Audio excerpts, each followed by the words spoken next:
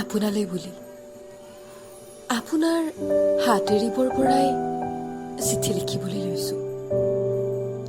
আজিও ভাবো মই নিজে এৰা দিছিলো নে আপুনি বিচাৰিছিল বাবে।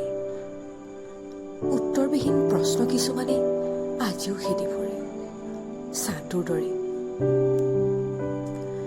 মাদকতা ভৰা আবেলিবোৰ এতিয়া আৰু নাই। সন্ধিয়াৰ বেলিটোৰ হেঙুলীয়াখিনি লুপ্ত ষ্ট্ৰীট লাইটবোৰ।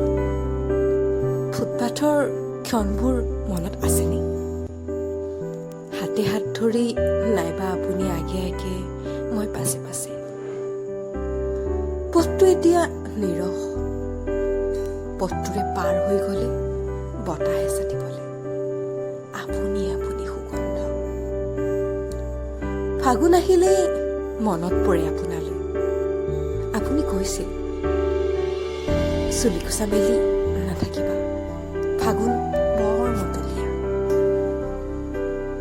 উৰুৱাই নিব হেঁপাহবোৰ। মই লাজ কৰিছিলো। ৰঙা ফৰা গাল দুখন চেকুটিবলৈ আপোনাক সুযোগহে লাগে মাত্ৰ। মই কষ্ট পাওঁ, আপুনি ৰং পায়। আবেলিটো আৰু বেছি লাজকীয়া হয়। এতিয়া সেই আবেলিও নাই, ফাগুনৰ উমঘামেই নাই। আজি মাথো ঠাইডোখৰ ফুটপাথটো নিৰস নিৰ্জীৱ।